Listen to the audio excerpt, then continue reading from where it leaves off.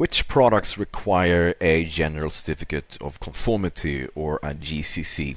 Well, to answer that question, we need to go to the CPSC website and specifically this page. So on this page, you find a list of rules that require a GCC. And if your product is not covered by any of these, well, then you don't need a GCC. It's that simple. But before we can come to that conclusion, we have to take a look at the actual list. Now, some of these, well, most of these apply to specific products. Let's say I'm selling bicycles. Okay, I have to comply with the requirements under Part 1512.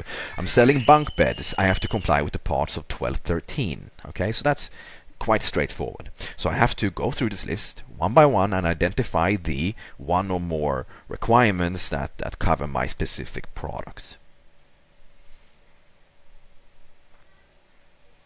Okay. Now, some product covered by GCC requirements, as I mentioned, includes bikes, bicycle helmets, different types of furniture, home textiles like carpets, fireworks, mattresses, wearing apparel, certain types of packaging. Okay? So that's step one. We need to see if we can find something that applies specifically to the product. Now, some GCC requirements are not product specific in that sense that they apply to a certain, let's say, specifically to bunk beds, but to components. And one of these, one such requirement is applicable to button, cell, or coin batteries. Now, keep in mind that this also refers to products containing button cell batteries. Okay, so I'm selling, let's say, a watch or some sort of remote control, anything containing a button cell battery, then I also need to comply with the requirements specified here. That's something that's important to be aware of.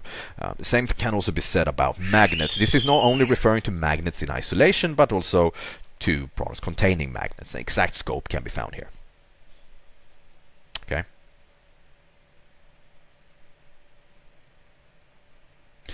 So yeah, when it comes to GCC, it's quite binary. You look for exact match, a specific requirement for your product, or you look for something that could apply to the to a component that's part of your bill of materials. Now, what do you do if you find that you need a GCC? It's not enough to just issue a GCC. There's more to it. So if we open up one of these, let's just take this one, button cell and coin batteries. What does it actually mean if we are covered by these requirements? Well, what you will find is a link to the ECFR.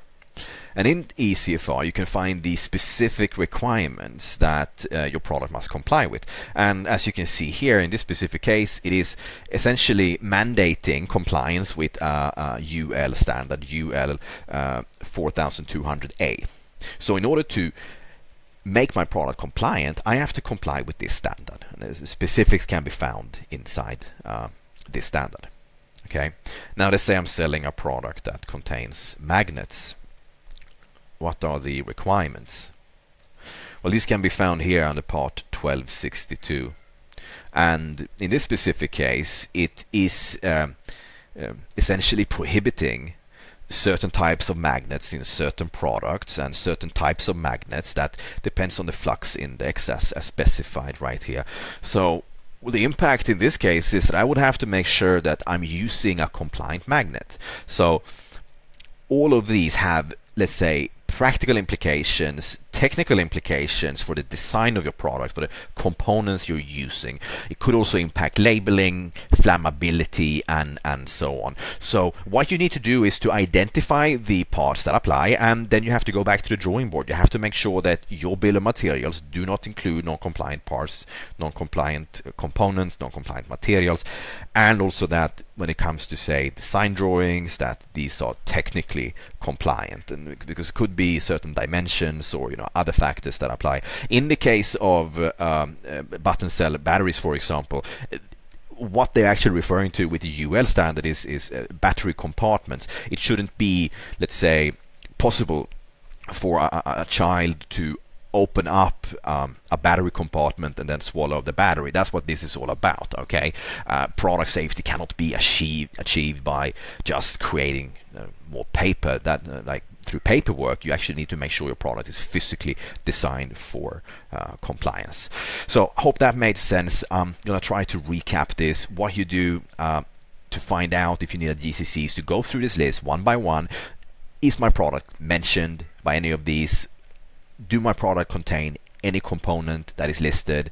And if that's the case, then you have to dig deeper and understand, what do I need to do in terms of components, materials, and of course also the construction of the product and flammability and so on.